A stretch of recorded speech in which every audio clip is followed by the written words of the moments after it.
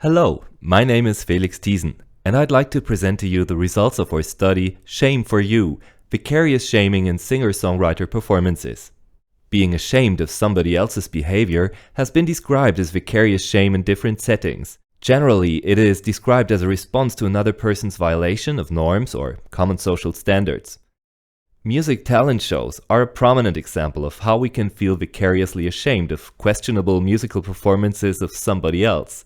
And in our exploratory study on potential sources of vicarious embarrassment in musical performances, we hypothesized that different cues, such as vocal pitch intonation or lyrics conditions, might affect the way we perceive embarrassment in musically, let's say, challenging situations. Not a big surprise, we'll be starting out with a background section, in which I'd like to introduce to you vicarious and personal shame or embarrassment. The reason why I put a slash between the two is that these terms are often used interchangeably. Especially in German, we use the term Fremdscham or sich fremdschämen. Literally, this refers to a specific situation in which we feel ashamed of somebody else's behavior, which might be related to a certain kind of entertainment too. Shame, on the other hand, is a more persistent psychological phenomenon. It might even shape our identity. In a 2x2 study design, we examined the influences of vocal pitch intonation and lyrics condition on the elicitation of vicarious embarrassment. But let's see how this turns out.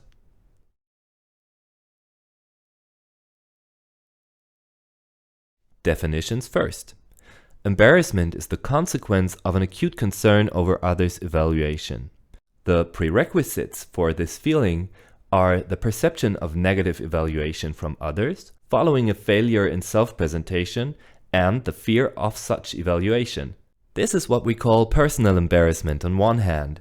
On the other hand, there is vicarious embarrassment when we observe somebody else breaking conventions or norms.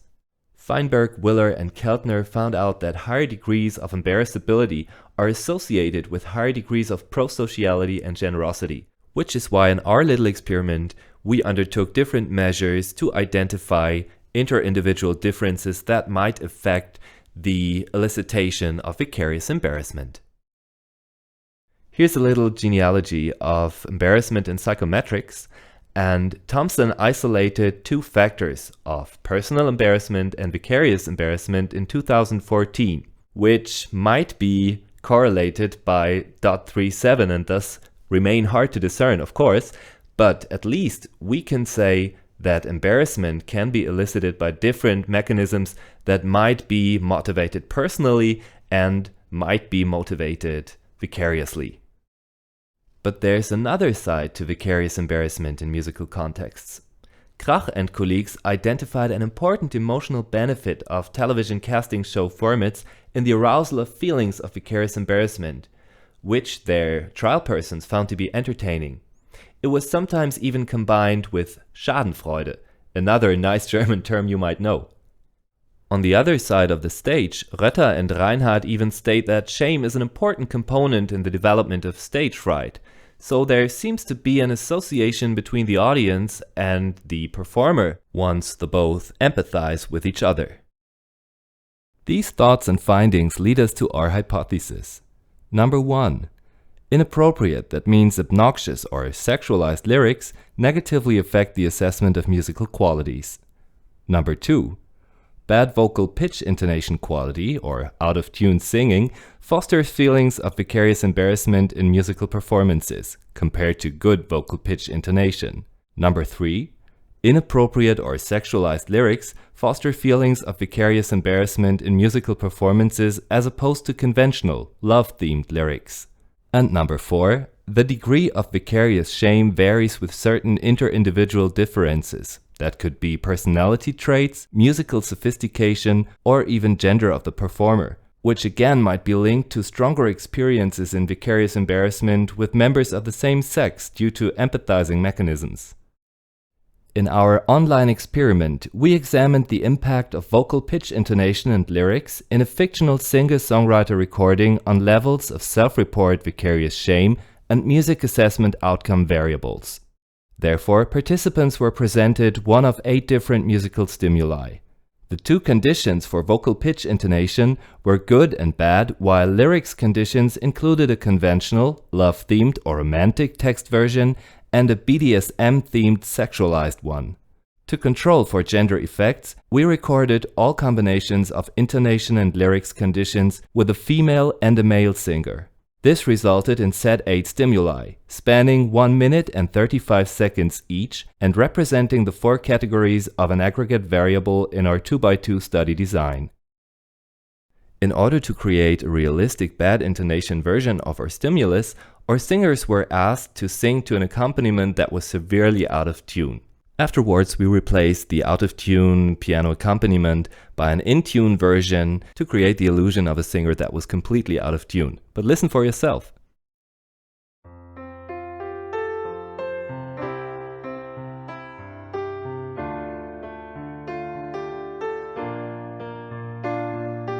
Immer wieder will ich spüren, mich wieder lebendig fühlen. Alle Lasten fallen ab, ja, deine Liebe gibt mir Kraft. Keine Zeit zu denken, meine Zeit will ich dir schenken. Immer wieder dachte ich, dass ich so etwas gar nicht schaffe, aber die anderen kennen's auch. Ich will nie wieder gehen. Hand in Hand, Haut auf Haut, Schlag um Schlag, laut zu laut. Früher war's versaut, ja, hätt mich nie getraut. Doch heute weiß ich ganz genau, dass ich mich nicht zu schämen brauch. Es ist an der Zeit, ich bin bereit. Will nicht sehen, ich lass mich gehen, du hörst mich flehen. Du hörst mich flehen, du hörst mich flehen. Bitte schlag mich nochmal. After the exclusion of 98 individuals, 223 participants remained in our final sample, including about 2/3 who identified themselves as females. Education levels varied, but showed a clear bias in higher education levels. In our experiment, all of the participants were told that the song that they had listened to was an original composition performed at a radio talent show. Subsequently, they were asked to rate the stimulus by a set of items which were mainly adapted from the Oral Music Performance Quality Questionnaire, and to indicate their emotional state with the EMO16 Emotional State Questionnaire. Here we added German terms for embarrassment, shame, and vicarious shame to the original unipolar items. After the participants had rated artist and performance and indicated their emotional state, they completed additional questionnaires: the Personal and Vicarious Embarrassability Questionnaire, the Neo-FFI 5-Factor Personality Inventory in the short form, and the Goldsmith Musical Sophistication Index. There were no significant differences in age and education levels for the different stimulus conditions, as well as no significant differences for the gender of the participant and the gender of the singer. This is how our participants rated the different stimulus versions with the item bad vocal pitch intonation, so that we can assume that the manipulation was successful. And what we could tell from the box plots is confirmed by a significant main effect of the vocal pitch intonation conditions. There was no significant effect of the lyrics condition whatsoever. That means the different lyrics versions, obnoxious versus romantic, did not influence the perception of the vocal pitch intonation. There was no priming effect. The same goes for the different lyrics versions, which were perceived as differing in obnoxiousness. This rather intuitive interpretation of the box plots is confirmed by a significant main effect as well for the different lyrics conditions. An exploratory factor analysis yielded a 3-factorial solution for the music assessment items. These factors could be identified as work quality, the quality of the composition, performance quality, the quality of the individual interpretation, and the instrumental quality. This solution explained 52% of the overall variance. An analysis of variance with the F2 performance quality factor as a dependent variable revealed that the assessment of musical quality varied with the different in or out of tune versions of the song, but not with the different lyrics conditions. This is particularly interesting because we expected the lyrics conditions to have an influence on the assessment of musical qualities. Let's turn pages again to the results of our participants' emotional state assessment after having heard one of our different stimulus versions. And here we can see that the level of vicarious shame that our participants felt varied significantly with the different vocal pitch intonation conditions, but not with the different lyrics versions. Another analysis of variance confirmed this finding that there was a main effect for vocal pitch intonation class, but no effect for the lyrics condition. In preparation for another analysis of variance, we carried out an exploratory factor analysis on our EMO 16 emotional states variables. The resulting 3-factorial solution featured a strong shame factor comprised of our 3 shame-related items. In a follow-up ANOVA, we included the F2 shame factor as the dependent variable. Again, we could observe a significant main effect of the different vocal pitch intonation conditions on the outcome variable. And again, there was no effect of the different lyrics conditions. Follow-up moderation analysis carried out with Hayes Process Model 1 with 10,000 bootstrap samples revealed a significant interaction effect for extroversion on the one hand. This is an enhancing effect. As the influence of vocal pitch intonation on felt vicarious embarrassment increased, extroversion increased as well. On the other hand, we observed a non-significant tendency for the gold MSI G factor of musical sophistication. This is an enhancing effect as well.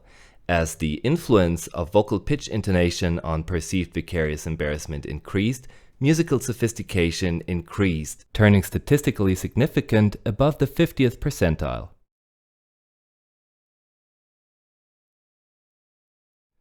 To sum things up, we could confirm, let's say, 2.5 of our initial hypotheses. Number 1.